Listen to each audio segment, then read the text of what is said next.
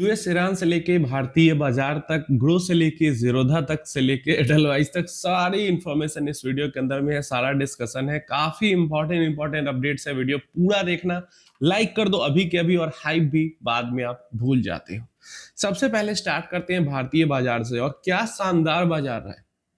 आज का बाजार भी लगभग 1% से ऊपर चढ़ा है। हमारा लार्ज कैप इंडेक्स विक्स आज भी 8 पॉइंट गिर गया है। जो मिड कैप इंडेक्स हमारा 150 1.4% तक चढ़ गया है। जो स्मॉल कैप है वो भी 1.4% चढ़ गया। जो माइक्रो कैप है वो भी 1.4% चढ़ गया, 1.4%। तो 1.4% के आसपास मिड स्मॉल माइक्रो तीनों चढ़े हैं, एंड लार्ज कैप 1% चढ़ा है। काफी शानदार मार्केट रहा था। जो निफ्टी स्मॉल कैप 500 इंडेक्स है, जो 250 नहीं 500, वहां पे भी 1.35% की तेजी देखने को मिली है। तो बढ़िया रहा है मार्केट आज का, बहुत बढ़िया। कल ही बढ़िया रहा था, परसों एक पैनिक सेलिंग जरूर आ गई थी। एंड डेफिनेटली जिन लोग, अब देखो पैनिक सेलिंग जब मैं कहता हूं तो सिर्फ म्यूचुअल फंड की पैनिक सेलिंग की नहीं बात होती। पैनिक सेलिंग कहने का मतलब डायरेक्ट स्टॉक्स की पैनिक सेलिंग की भी बात हो रही। सिर्फ म्यूचुअल फंड में पैनिक सेलिंग नहीं होती, और म्यूचुअल फंड से ज्यादा पैनिक सेलिंग डायरेक्ट स्टॉक्स में होती है, क्योंकि वहां पे तो लाइव मार्केट में 5% 10% गिरा हुआ जब स्टॉक दिखता है तो धड़कने बढ़ने लगती है, खासकर इमेच्योर इन्वेस्टर की। सेक्टर्स को देखते हैं जरा। तो सेक्टर्स के अंदर सिर्फ एक निफ्टी एफएमसीजी था, ऑलमोस्ट फ्लैट था, या मैं कहीं 0.08% निगेटिव में था, नहीं तो सब कुछ पॉजिटिव। पीएसयू बैंक दिन के दौरान तो 4% से ज्यादा ऊपर चला गया था। एंड अभी के टाइम पे, क्लोजिंग के टाइम पे पीएसयू बैंक 3.03% पे, मतलब 3% ऊपर है। रियल एस्टेट 3.49, ऑलमोस्ट 3.5% आज चढ़ गया है। इसके अलावा जो मिड स्मॉल आईटी है वो 2.5% चढ़ा है, और जो लार्ज आईटी है वो ऑलमोस्ट 2% चढ़ा है। तो ये सब ऐसे सेक्टर्स हैं जो कि मार्केट को प्रभावित करते हैं, जिनका मार्केट में एक्सपोजर है। इसके अलावा ऑटो भी ऑलमोस्ट 0.1%, जो फाइनेंशियल सर्विसेज है ऑलमोस्ट 1.5% चढ़ गया है। इसके अलावा प्राइवेट बैंक भी 1% से ज्यादा ऊपर थे। हेल्थ केयर ऑलमोस्ट फ्लैट, थोड़ा बहुत पॉजिटिव था। इधर रीट्स वगैरह एंड सीमेंट वगैरह ये सब भी 1.5-2% तक ऊपर देखने को मिले हैं। केमिकल भी 1.5% ऊपर था। ऑयल एंड गैस भी 1.3% ऊपर था। तो सबके अपने अपने रीजन है ऊपर होने के। कुछ का रीजन है कि उनके सेक्टर की कंपनीज का जो रिजल्ट है, पता है आपको अभी रिजल्ट सीजन चल रहा है, तो जो रिजल्ट है वो अच्छा है। इसके कारण जैसे इंडियन बैंक दिन के दौरान में 10% चढ़ा हुआ था, तो रिजल्ट बढ़िया आया, मार्केट को पसंद आया तो चढ़ गया।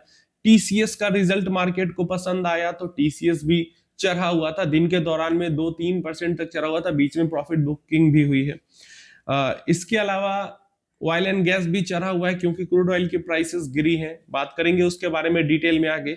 इससे आगे सिर्फ भारतीय बाजार नहीं, आज पूरी की पूरी एशिया के अंदर इसी टाइप की तेजी दिख रही थी। जैसे जापान 2%, सिंगापुर यहाँ पे ऑलमोस्ट 0.4%, हांगकांग आज के दिन फिर से 0.25% जंप में ताइवान का मार्केट आज बंद था।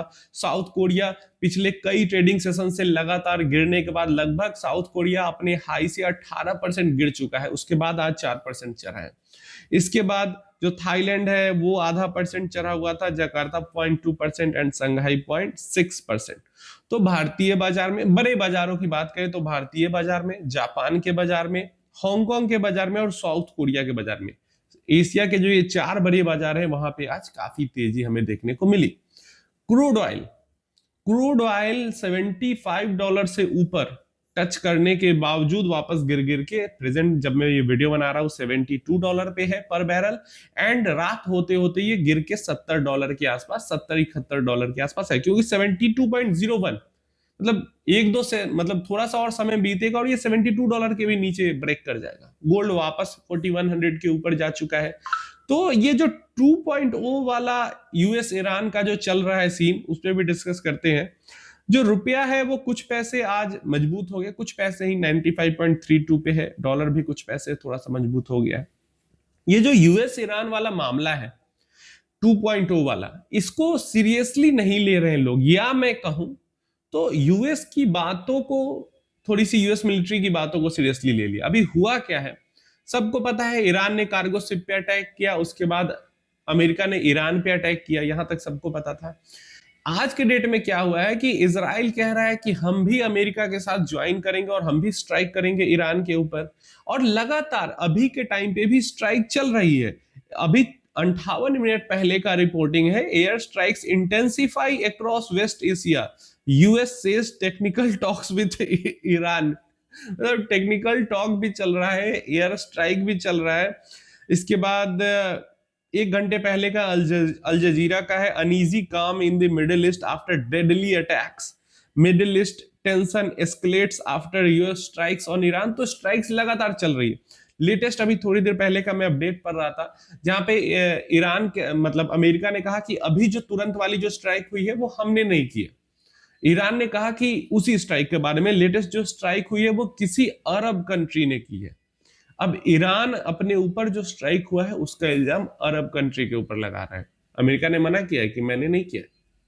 तो इस तरीके की चीजें होंगी तो ईरान डायरेक्टली जो बेसिस पे अटैक कर रहा है वो डायरेक्टली अब मतलब यूएई, सऊदी, दुबई मतलब पकड़ न ले इनको कहीं, ये चीज थोड़ा सा हो सकता है।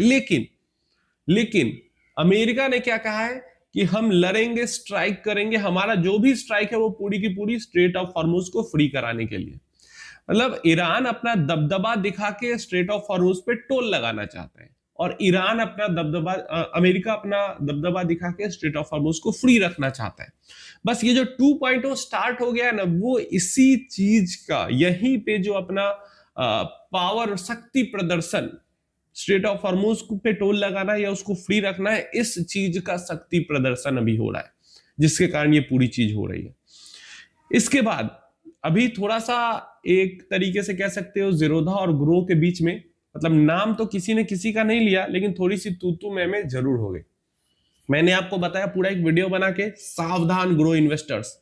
काफी सारे लोगों ने आपने देखा, काफी सारे लोगों ने कमेंट किया। देखो, परेशान होने वाली चीज नहीं है, अगर नहीं देखा है तो कल या परसों का वीडियो होगा, ग्रो के बारे में मैंने बनाया, पूरा वीडियो देख लेना, ये कॉन्टेक्स्ट समझ में आ जाएगा। तो ज़ीरोधा के जो नितिन कामत है, उन्होंने, जो फाउंडर है, उन्होंने कहा कि नाम नहीं लिया उन्होंने ग्रो का, लेकिन उन्होंने कहा कि हमने जब से म्यूचुअल फंड सर्विसेज देना शुरू किया है, ज़ीरोधा 2010 के आसपास शुरू हुआ था, तब से डायरेक्ट म्यूचुअल फंड सर्विस उस टाइम पे अवेलेबल नहीं थी, कहीं पे अवेलेबल नहीं थी। 2013 के बाद सेबी ने अलाउ किया डायरेक्ट म्यूचुअल फंड बेचना। तो ऐसे में ज़ीरोधा ने 2010 से 13 तक नहीं दिया था म्यूचुअल फंड का सर्विस, वो रेगुलर म्यूचुअल फंड नहीं बेच रहे थे। ज़ीरोधा ने म्यूचुअल फंड बेचना तभी शुरू किया जब डायरेक्ट म्यूचुअल फंड की जो सर्विस है वो अलाउ किया रेगुलेटर ने। नितिन कामत ने ये बात कहा, और उन्होंने कहा कि हमारे साथ जितने लोगों ने शुरुआत की थी, या तो वो खत्म हो गए, या तो उन्होंने अपना बिजनेस मॉडल चेंज कर लिया, या तो कुछ तो इधर उधर चले गए, लेकिन हम अभी तक टिके हुए हैं, डायरेक्ट म्यूचुअल फंड ऑफर कर रहे हैं, और आगे भी ज़ीरोधा जो है वो डायरेक्ट म्यूचुअल फंड ही ऑफर करता रहेगा। अब ये एक तरीके का टॉन्ट, नाम तो नहीं लिया ग्रो का, लेकिन टॉन्ट उन्होंने जरूर दे दिया ग्रो को कि ग्रो ने अभी रेगुलर म्यूचुअल फंड की सर्विस फिर से शुरू की है।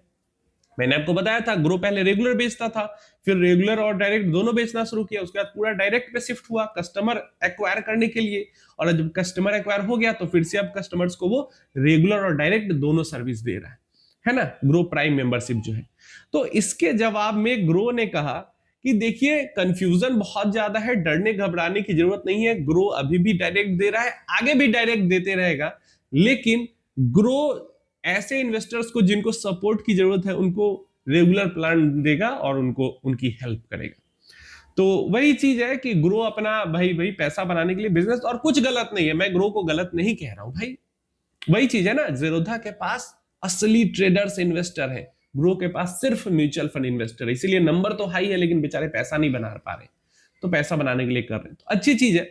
लेकिन मैं भी इस चीज का बहुत ज्यादा सपोर्टर हूं, मैं भी इस चीज का बहुत ज्यादा सपोर्टर हूं कि म्यूचुअल फंड्स के अंदर में भी कंसल्टेंसी वाली सर्विस होनी चाहिए, म्यूचुअल फंड के अंदर में ये रेगुलर प्लान वाली सर्विस नहीं होनी चाहिए, क्योंकि म्यूचुअल फंड एक ऐसा बिजनेस है जहां पे एक बार अगर सब कुछ सही से डिजाइन हो जाए तो 2 साल 5 साल पे एक बार फिर वापस जरूरत पड़ती है किसी एडवाइजर की।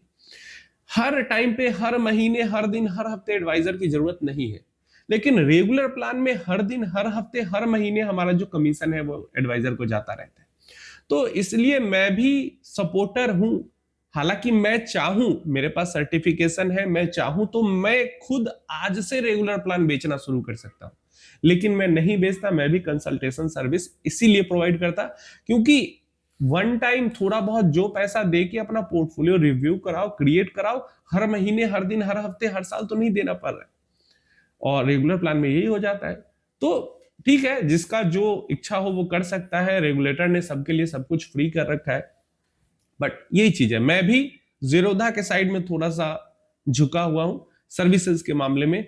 ग्रो बुरा नहीं है, एज ए बिजनेस बढ़िया, वो उनकी मजबूरी है, वो करेंगे, उनको तो पैसा बनाना है बिजनेस को। लेकिन ये चीज है, आप बताना आपको क्या लगता है, आप की राय में क्या होनी चाहिए? क्या रेगुलर प्लान सही है या कंसल्टेशन बेस्ड ही सर्विस होनी चाहिए म्यूचुअल फंड्स को लेके भी? फी बेस्ड, कंसल्टेशन बेस्ड या फ्री रेगुलर प्लान? चलिए इससे आगे थोड़ा सा बढ़ते हैं। तो एडलवाइज म्यूचुअल फंड को लेकर अपडेट है। अभी लगभग सारे जो फॉरेन इन्वेस्टमेंट वाले फंड्स है वो बंद ही हो चुके हैं, कुछ फंड्स ओपन है जो कि बढ़िया नहीं है।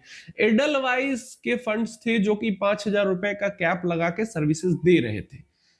Greater China fund, Europe fund, Asia fund, US fund, ये सब दे रहे थे। लेकिन अपडेट निकल के आ रही है, एडलवाइस ने अपने सातों के सातों फंड्स जो है वो बंद कर दिए हैं फॉरेन इन्वेस्टमेंट के लिए। फ्रेश एसआईपी अब आप नहीं कर सकते एडलवाइस के किसी भी फॉरेन फंड में। क्यों बंद कर दिया? सेम रीजन है, लिमिट हिट हो गई है। तो अब तो पूरा तरीके से यही लग रहा है कि नैस्डैक के अंदर क्रैश आएगा, यूएस के अंदर क्रैश आएगा, उसके बाद ही फंड ओपन हो पाएगा, कोई भी यूएस वाला या अदर भी फॉरेन फंड। ग्लोबल मार्केट में क्रैश आएगा तभी ओपन हो पाएगा। दूसरा, या तो आरबीआई लिमिट बढ़ा दे, नहीं तो यही है, इंतजार करना पड़ेगा जो भी म्यूचुअल फंड्स के थ्रू फॉरेन इन्वेस्टमेंट करना चाहते हैं।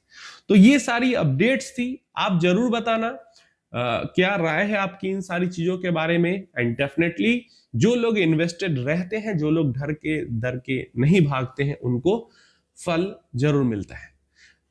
मिड कैप इंडेक्स लगातार ऑल टाइम हाई पे ऑल टाइम हाई लगा रहा है, 2% गिरा था परसों, फिर से कल भी चढ़ा है, आज भी चढ़ा है। स्मॉल कैप इंडेक्स भी ऑल टाइम हाई के पास है। लार्ज कैप भी धीरे धीरे धीरे धीरे करके क्रॉल करके आ ही रहा है। तो अगर आप डर के भागे नहीं पिछले 1.5-2 सालों में, तो आपको फल मिल रहा है अभी भी, और आगे भी मिलेगा। आने वाले 1-2 साल में और ज्यादा मिलेगा। ये फाइनेंशियल ईयर में अगर ना भी मिले तो अगला जो फाइनेंशियल ईयर होगा उसमें तो बम्पर रिटर्न बनना ही बनना है। तो जो रुकेगा वही उसका फायदा उठा पाएगा, जो नहीं रुकेगा वो बस दूर से देख के काश मैं रुक गया होता करेगा।